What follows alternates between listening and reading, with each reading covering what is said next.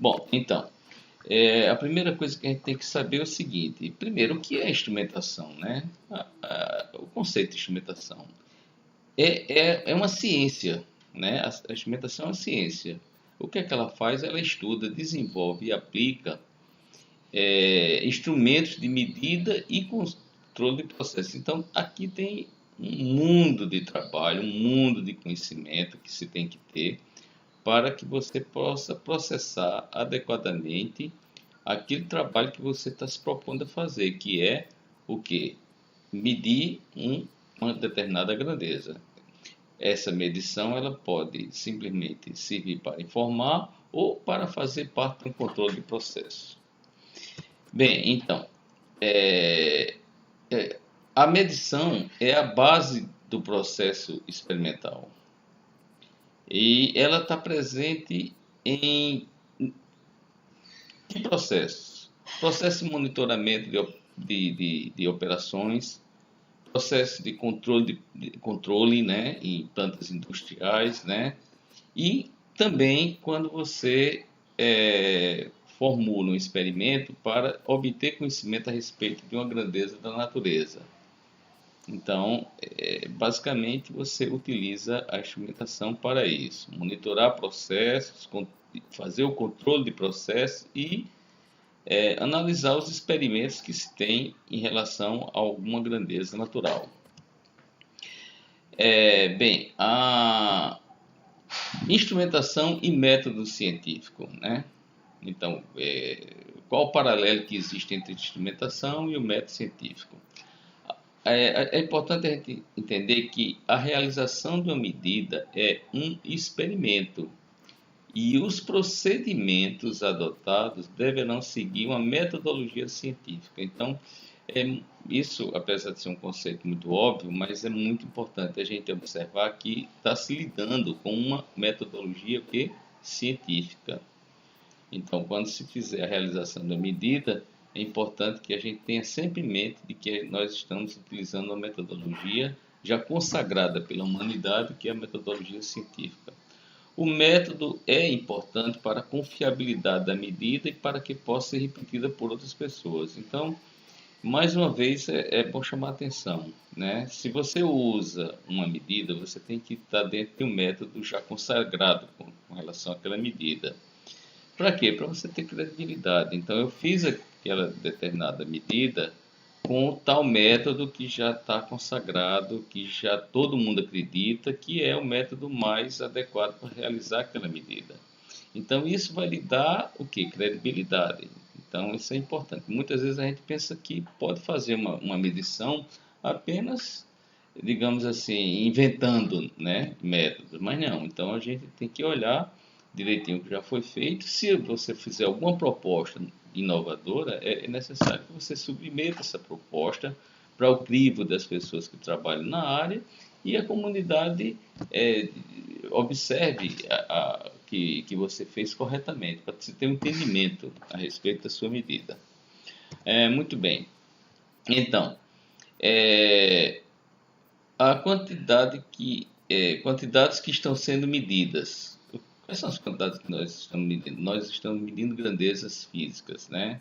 Então, tudo isso aqui é sinônimo, ó. Variável de medida, variável de processo, variável de instrumentação, tudo isso é o que? Sinônimo. Quando você ouvir falar disso aqui, você vai observar que eles são a mesma coisa. Quando você faz uma medida de uma grandeza, você pode fazer medida de forma direta ou indireta.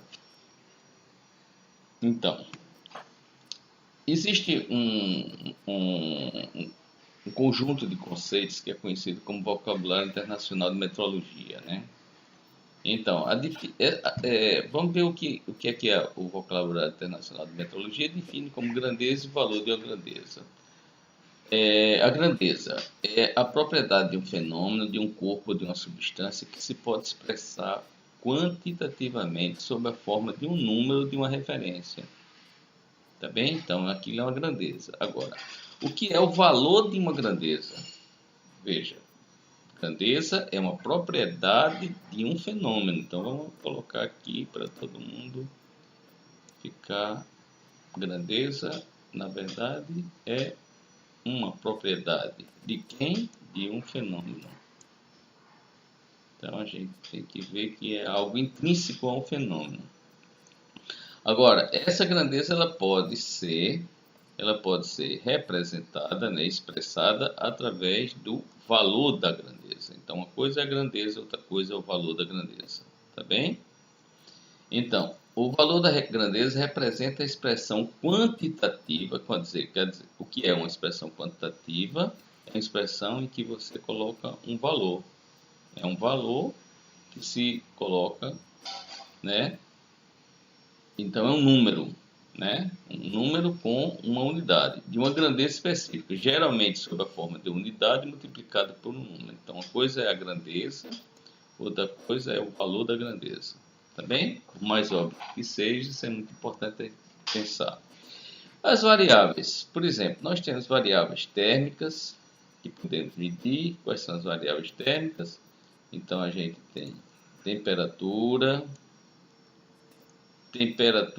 diferencial, quer dizer, uma temperatura em relação de um ponto em relação ao outro, calor específico, entropia e entalpia. Então, são algumas grandezas ligadas às características térmicas. Outra, ligada à radiação nuclear, eletromagnética, infravermelho, luz visível, etc. Raios X, raios cósmicos, tudo isso são grandezas ligadas à radiação. Taxa de variação. A taxa de variação, ela pode ser, por exemplo, a vazão de um líquido, de um fluido, né? O que é a vazão? Vazão é exatamente a quantidade de litros que você tem por numa unidade de tempo, por exemplo, litros por segundo, né? Então, você tem um volume por segundo, então é a vazão. Fluxo de massa. Aceleração. Veja que a aceleração é a variação da velocidade. Então, a gente está novamente chamando a atenção à taxa de variação. Frequência. O que é frequência? Ciclos por segundo. Também está mostrando a variação que você tem da quantidade de ciclos. Velocidade, que é a variação da distância em relação ao tempo. A velocidade pode ser linear ou angular. Linear é quando existe a medição de um corpo se deslocando, né, num movimento translacional. E angular é quando o corpo está se movimentando em termos de um movimento circular, ao redor de um ângulo. Vibração mecânica também.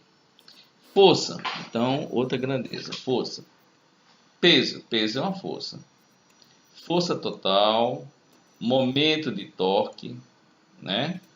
Então, o torque é a força vezes o braço da alavanca. Então, você tem um movimento circular, você aperta, você coloca aqui uma força, você vê o braço dessa alavanca em que a força está atuando e você tem o que se chama de torque. Então, F vezes R vai ser o torque. Torque conjugado vai ser F vezes o R. Tá bem? Tensão mecânica, pressão, etc. Então, tudo isso é relacionado à força. Propriedades físicas: densidade, massa sobre volume, umidade, viscosidade, consistência, dureza, etc. Quantidade, pode medir uma quantidade, massa e peso de uma gravidade local, volume, espessura, etc. Composição, medida de CO2, você pode fazer uma medição do dióxido de carbono, de CO, quantidade de ar e vários solventes químicos, etc. Variáveis elétricas, então, isso é mais para a parte da engenharia elétrica, né? Ou então as pessoas que trabalham em áreas correlatas. Mede tensão, corrente, resistência, condutância, indutância, capacitância, impedância. Então, esse é um quadro geral, né, que a gente tem, né, das variáveis que se quer medir, tá bem? Bom, então, quando a gente mede, qualquer que seja aquelas variáveis que a gente viu aqui, então, a gente tem que se perguntar o seguinte: o que se chama? Será que eu estou obtendo o valor verdadeiro da grandeza? Então, vamos ver o que é o valor verdadeiro. É um valor que seria obtido por uma medição perfeita e, portanto, é por natureza indeterminada. Então, isso é algo que você nunca vai obter. Então, eu nunca vou saber o valor verdadeiro de nenhuma grandeza.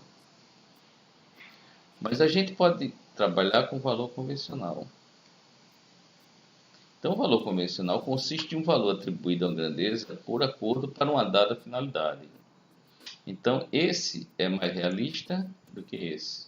Então, esse aqui é um valor que não jamais se conhecerá de uma grandeza. Esse aqui é um valor que a gente pode trabalhar como fazendo parte de uma convenção. Olha, esse valor é o convencional que eu vou admitir como um valor mais próximo do valor da grandeza. Por mais que a gente pense que as coisas sempre foram do jeito que são, não são. Então, por exemplo, unidades de medida. Foi uma criação do o sistema métrico foi criado na época da Revolução Francesa. Tá bem? Em 1832, né, Gauss promoveu a aplicação do sistema métrico ao fazer medidas absolutas da força magnética da Terra com base no sistema métrico. Então, Gauss, aqui, esse simpático senhor aqui que vocês estão vendo, ele popularizou mais o sistema métrico quando ele, em 1832, ele realizou medidas da força magnética da Terra, né? Utilizou o sistema métrico. Então,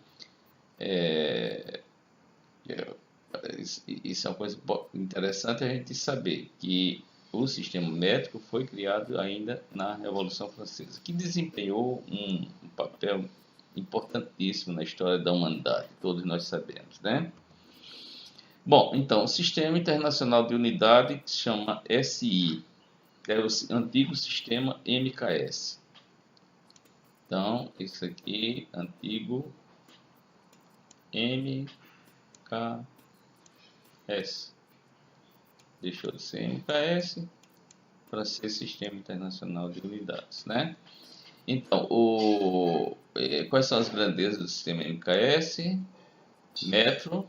Então, como ele veio do sistema MKS, o SI, então eu tenho metro, símbolo M, segundo, né? Que é a grandeza do tempo. A grandeza do tempo é o segundo. O comprimento é o metro. O símbolo está aqui. E qual é a unidade de massa? É o quilograma. Aqui está o símbolo. Quilograma, aqui o símbolo do segundo, metro aqui, tá? Corrente elétrica, ampere. Temperatura termodinâmica, Kelvin. Quantidade de matéria, mol. E intensidade de luz, candela. Apesar de que a gente aprende sempre, trabalha com lumens, né? Então é o candela aqui, a intensidade de luz. Instrumentos de medida. Ele consiste de um dispositivo utilizado para realizar as medições, ou de forma individual ou em conjunto com dispositivos complementares. Também essa definição eu tirei do Vocabulário Internacional de Metrologia.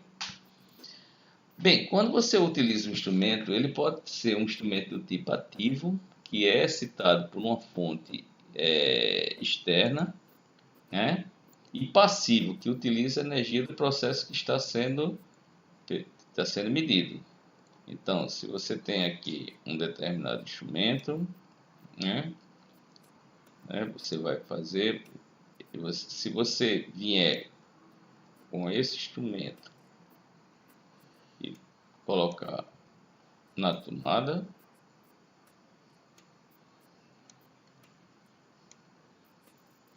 se ele necessitar de alimentação para fazer uma medição da grandeza, vamos supor que seja a temperatura,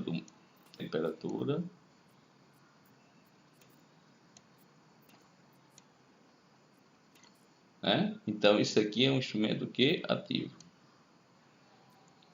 Ele é excitado por uma fonte externa. Essa aqui é a fonte externa. Então a energia que entra para fazer a medição é energia. Vem de uma fonte externa. Passivo, utiliza a energia do processo. Então você não tem essa parte aqui, tá bom? Instrumento de zero central e de deflexão. Às vezes você vê um instrumento que ele fica com ponteiro aqui no meio. Então, ou ele vai para a esquerda, que a gente convenciona como uma região negativa, ou ele vai para a direita, que é uma região positiva. Então, ele pode estar aqui, ou então pode estar aqui. Então, esse aqui é um instrumento de zero central. Instrumento de monitoramento. Por exemplo, rotâmetro indicador de vazão. A gente vai ver mais na frente, que é apenas uma peça cilíndrica em que o fluido entra aqui. Você tem uma peça flutuante aqui dentro desse fluido. Então esse fluido vai fornecer um empuxo para cima e o peso dessa peça aqui vai formar uma força para baixo. Então o equilíbrio entre o empuxo e a força para baixo vai dar a posição dessa peça dentro do rotâmetro aqui. A posição então é medida numa escala. Então tem uma escala aqui. Essa escala vai mostrar a você exatamente a vazão desse fluido, porque o impulso depende da vazão. Então, esse é um tipo de instrumento de monitoramento. Apenas você vê, você não vai obter essa medida aqui para coisa nenhuma, apenas você vai ver. Aliás, vou explicar melhor. Você não vai tirar essa medida aqui para ser utilizada, né, em um outro tipo de componente. Apenas você vai visualizar. Transmissão, aí sim, você, por exemplo, se você colocar, vamos supor que você tenha um tubo em que você vai medir a pressão, você vai colocar um instrumento aqui para medir a pressão nessa parte aqui. Então essa pressão aqui vai ser levada para um transmissor longe, aliás, para um mostrador longe, tá bom? Então aí ele vai ter uma transmissão. Essa transmissão aqui dessa informação, dessa pressão aqui, ou pode ser, ele pode ir ou na forma de tensão ou então na forma de corrente. Tá bom? Então esse é um instrumento que vai fazer transmissão. Ele vai pegar uma informação de determinado canto, transforma em tensão ou corrente e leva até um mostrador. Instrumento analógico e instrumento digital, né? Também. Então aqui está um instrumento de deflexão, instrumento de zero central. Olha aqui o nosso rotâmetro que a gente falou, né? O fluido entra por aqui. Aliás, isso aqui, na verdade não, eu peço desculpas, isso aqui é um termômetro, né?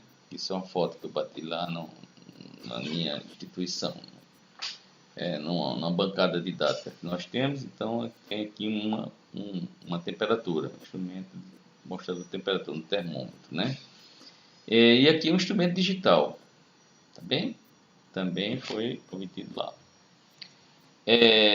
Quando se fala de indicação dos instrumentos analógico e digital, então, o analógico, o sinal de saída ou de indicação é uma função contínua do mesurando ou do sinal de entrada. Digital, quando fornece sinal de saída ou indicação em forma digital. Os termos analógico e digital são relativos à forma de apresentação do sinal de saída e não é relacionado ao princípio de funcionamento do instrumento, não.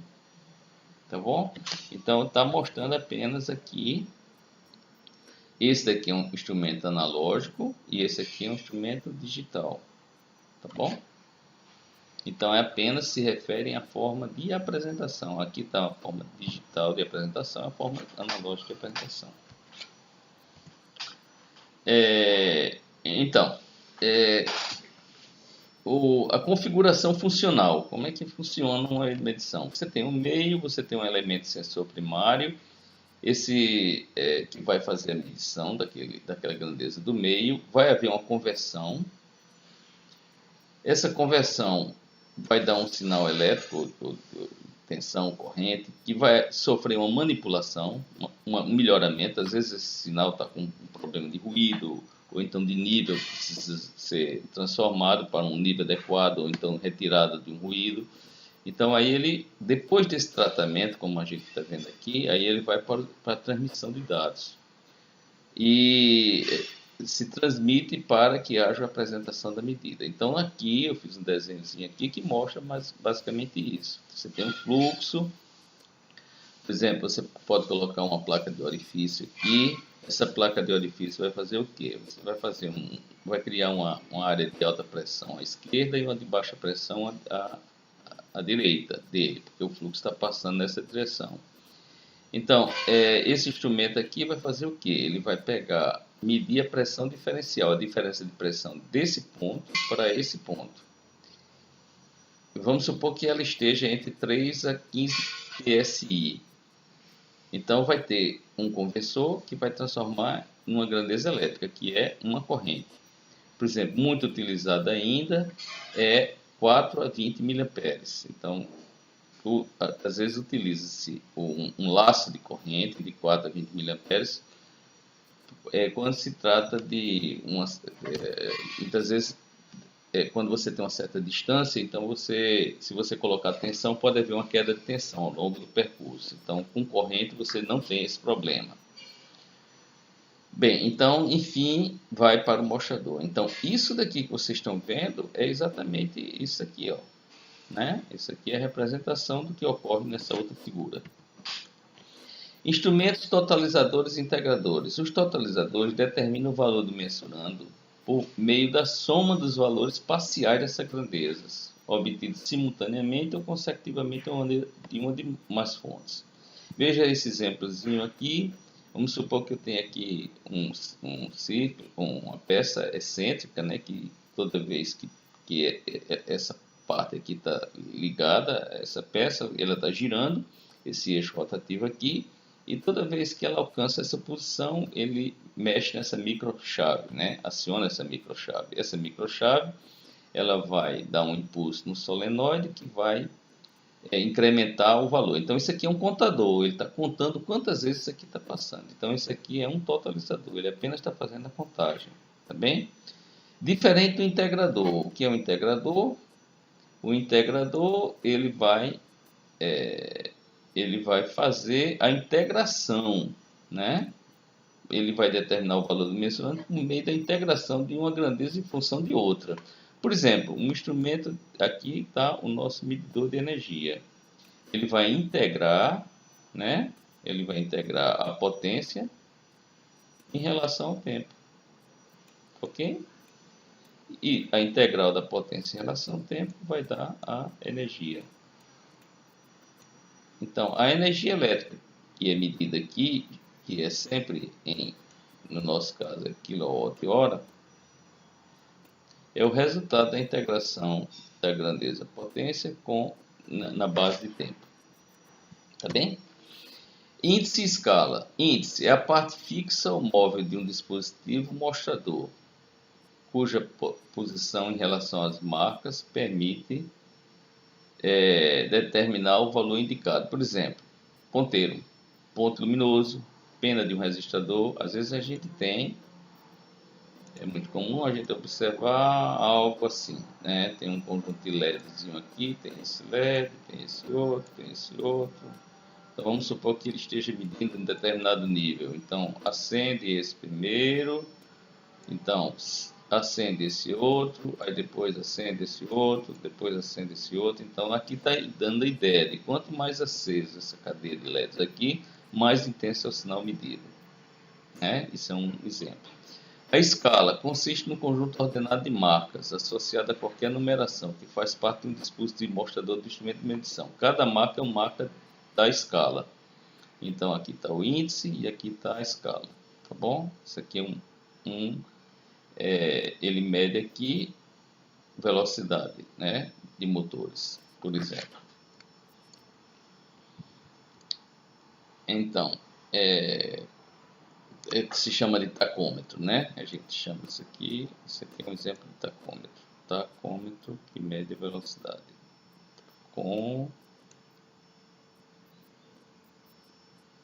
Metro.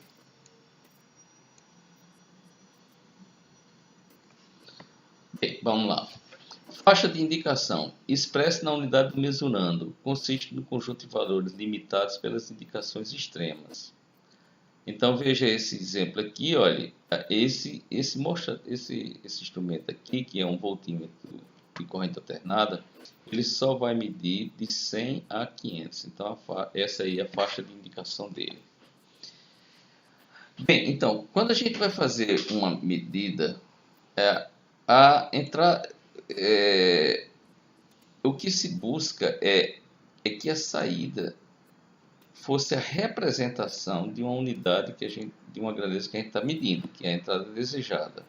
Essa entrada desejada, ela vai passar por uma certa função de transferência, que eu chamo de FD. O que é essa função de transferência? É o conjunto de tudo que influencia na modificação da entrada, né? É geralmente expressa através de uma função em Laplace que tem o numerador e o denominador.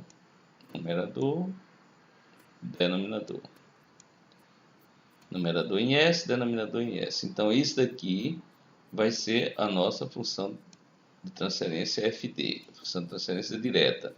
Só que as coisas não são dessa forma. Existem também outras duas entradas. Uma entrada que é de interferência, que é, por exemplo, ruído, está interferindo na nossa medição, e o que nós chamamos de entrada modificante, também está interferindo. Só que a entrada modificante, ela, veja bem, ela influencia na forma indireta, tá bem? Então, por exemplo, se você está querendo medir alguma grandeza relacionada à temperatura, a própria temperatura, aliás, uma grandeza que sofre influência da temperatura. Na verdade, você está querendo medir aquela grandeza, mas infelizmente ela está relacionada à temperatura. A temperatura modifica o valor daquela grandeza, né? Então a temperatura é uma entrada modificante.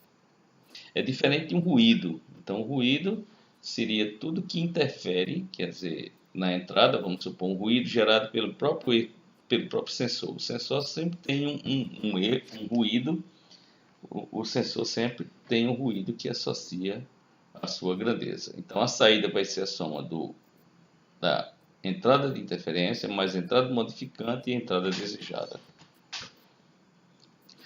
Os métodos para minimizar os efeitos das entradas espúrias. A gente vai chamar isso aqui, se eu ver em conjunto a ação desses dois aqui, ó, entrada de interferência e entrada modificante, eu vou chamar de entradas espúrias. Então, como é que a gente vai minimizar? Consiste em projetar o instrumento de forma a utilizar materiais e configurações que sejam inerentemente insensíveis às entradas espúrias. Por exemplo, um instrumento cuja medida seja afetada pela dilatação de seus elementos com a temperatura. Deve ser construído com menor coeficiente de dilatação térmica. Tá bom? Então, por exemplo, eu estou medindo uma resistência. A resistência ela é sensível à temperatura. O material em que foi construído a resistência. Então, eu vou ter que procurar um material que seja menos sensível à temperatura possível, de modo que a resistência não varie com a temperatura. Uso de filtros. Não se trata apenas de filtros eletrônicos. Por exemplo, você pode isolar termicamente a junta fria de um termopar. Se você fizer isso, por exemplo, aqui tem uma junta de referência para medir a temperatura, né? Então você faz ele aqui uma isolação térmica, né? O que você vai fazer é evitar que essa temperatura ambiente interfira na sua medida. Outro exemplo é a blindagem ao ponto Earthstone, de forma a evitar a indução magnética. Também tem isso. Esse valor aqui vai para uma ponte Earthstone e aí você pode colocar uma isolação, tentar fazer a blindagem de modo a evitar a indução magnética. Métodos ainda, né? Método de correção calculada. Outro método seria, então a gente já viu, né? Método de insensibilidade, você vai procurar materiais que sejam insensíveis a aquelas entradas. O outro método, uso de filtros. E um terceiro método das correções calculadas. Você já sabe, você tem ideia de como é que vai interferir as entradas modificantes e a de interferência, e você já vai levar esse valor em consideração para diminuir o valor em que ele está interferindo para obter o valor desejado, calculado. Então você já faz propositalmente uma adequação aqui, né? Já prevê o quanto vai aumentar o seu valor da entrada desejada para subtrair esse valor e apresentar o valor da entrada desejada. Quando você procura entender um pouco mais do desempenho dos instrumentos, a gente tem que considerar o seguinte: ele trabalha quais as características estáticas dele e quais as características dinâmicas. O que é característica estática? Ela é análise da medição que envolve quantidades que são constantes ou variam lentamente. Então, uma determinada, você vai medir uma temperatura. Então a temperatura está fixa, né? Então você vai analisar a medida, né? Quando você vai medir aquela temperatura, está lentamente. Outra coisa é a característica dinâmica. Ela envolve análise de medida que envolve quantidades que variam muito rapidamente, tá? Vamos supor que você esteja medindo um deslocamento. Então o deslocamento está variando rapidamente. Então você vai ter que levar em consideração as características dinâmicas. Então, característica estática, método. Examinar o instrumento e determinar todas as entradas. Como é que a gente vai examinar se aquele instrumento está adequado, né, com relação a características estáticas? Procure ver quais são todas as entradas que interferem na sua medição, né? Então, vamos determinar todas as entradas: desejado, interferência e modificação. Decidir quais das entradas será significante para o processo de medição a ser realizado. Obter equipamentos para permitir variar as entradas dentro de uma faixa considerada. Então, você vai ver aquela entrada variar lentamente, né? E vai obter a relação entre a saída e a entrada quando você varia uma entrada isoladamente. E você vai fazer isso e vai variar as outras e vai obter o comportamento desse instrumento para todas as entradas. Tá bem? Você vai identificar, vamos supor que tenha 3 entradas que interferem na sua medição. Tem uma resistência, vamos supor 2 entradas, né?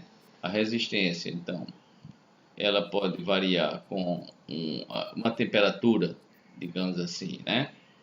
Ela pode variar, por exemplo, vamos supor que a resistência varie com o comprimento do fio. Então, são 2 características que estão influenciando na resistência. Então, vamos supor que eu tenho aqui uma resistência. Então, se eu esticar essa resistência, eu vario a temperatura. Então, o comprimento vai influenciar. Outra coisa, se eu colocar a temperatura nela, ele vai também influenciar. Então, eu tenho comprimento e temperatura como 2 entradas aqui para determinar o valor da resistência. O que é que você vai trabalhar com as características estáticas? Você vai deixar a temperatura fixa e variar o comprimento. Depois, deixar o comprimento fixo e variar a temperatura. Vai ver o comportamento da resistência com relação às 2 variáveis. E aí você está fazendo o estudo das características estáticas. Tá bem? Valor verdadeiro de uma grandeza. Quando se efetua o processo de medição, um processo físico, obtém-se um valor numérico. É importante saber o quanto o valor obtido se aproxima do valor verdadeiro da grandeza medida. Esse valor, a gente já viu que o valor verdadeiro jamais, né, isso é importante a gente conhecer, saber, jamais se vai conhecer o valor verdadeiro de uma grandeza medida. O valor verdadeiro, então, é atribuído a um valor obtido de um método exemplar, isto é, um método aplicado por especialistas considerado suficientemente exato para os propósitos do processo. Então, é aquele valor convencional que a gente já tinha falado anteriormente, tá bem? Então, valor verdadeiro, já que ele não existe, vamos trabalhar com valor convencional. Existe diferença entre o erro associado a uma simples leitura, jamais será obtido, e uma faixa de erros relacionadas a um instrumento, que leva aos conceitos de precisão e tendência. Então, como é que você vai pegar? Imagine que você vai fazer a medição de temperatura de um determinado local. Então, uma coisa é você fazer uma temperatura. Então, aquela temperatura, uma temperatura, né? Então, qual é o erro associado a essa temperatura em particular que eu medi? Jamais eu vou saber. Porque eu nunca vou conhecer o valor verdadeiro. O que eu vou fazer? Eu vou pegar...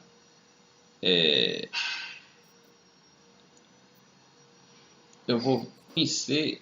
Vou fazer várias medidas e obter uma média. Tá bem? Então, eu vou ter uma faixa de erros relacionadas ao instrumento. Tá bom? Então, o erro aqui está relacionado... O erro está relacionado ao instrumento, nunca a uma medida individual. Tá bem? Então, esse erro aqui relacionado ao instrumento e ao método em que foi utilizada a medição, ela vai levar aos conceitos de precisão e tendências, que se chama de bias. Bias é a tendência, tá bom? E tem a exatidão. Exatidão do instrumento de medição é a aptidão para fornecer respostas próximas a um valor verdadeiro. Exatidão de medição é o grau de concordância entre um valor verdadeiro e um valor medido e o valor verdadeiro mensurando.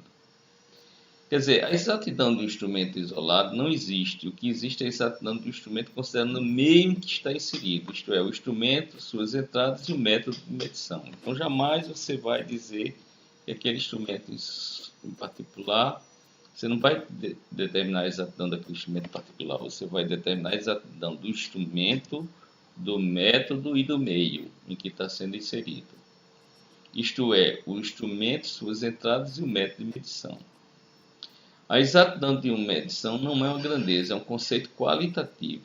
Uma medição é mais exata quando é caracterizada por uma incerteza de medição menor. Sempre é relacionada aos erros sistemáticos e aleatórios. Erros. Imperfeições das medidas dão origem a erros. Erro de medição é a diferença entre o valor medido de uma grandeza e o valor de referência. Quando o valor verdadeiro não pode ser determinado, utiliza-se na prática o valor verdadeiro convencional, é aquilo que a gente falou, tá bem? Então, a gente vai utilizar um valor verdadeiro convencional. Quando você, lógico, você nunca vai saber o valor verdadeiro, como a gente tinha dito, né? Erro aleatório. Consiste no resultado de uma medição menos a média do que resultaria de uma infinidade de medidas. Então, você vai fazer várias medidas. Uma aqui, outra aqui. Então, você tem várias medidas aqui.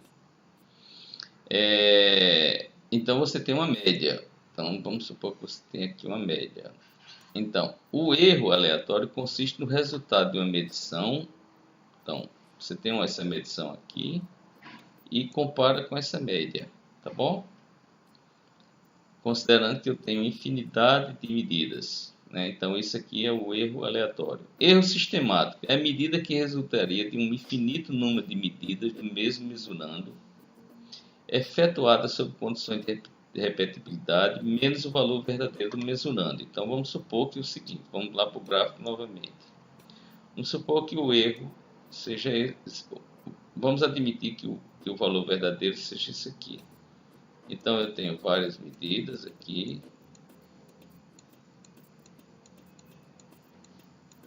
E aqui está a média dessas medidas. A distância entre essa média com o valor verdadeiro vai dar o erro sistemático. Tá bem? Classe de exatidão. Usualmente são atribuídos índices de classe de instrumentos de medição que satisfazem certas exigências metrológicas, com o objetivo de manter as incertezas de medição dentro dos limites especificados. Quem trabalha com transformador quem trabalha com transformador de corrente, transformador de potencial, então ele conhece bem esse termo de classe de exatidão. Aqui está um desenhozinho interessante que você pode se interessar e ver mais ilustrativamente a parte de exatidão e a parte de precisão.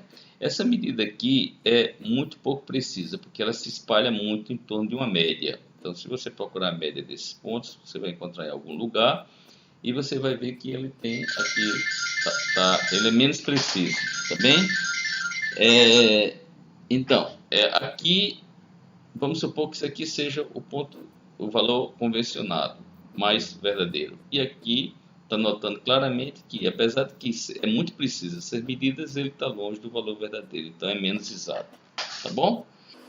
Então é isso, pessoal, por hoje. Eu espero que tenha contribuído para a aprendizagem desse tema. Muito obrigado.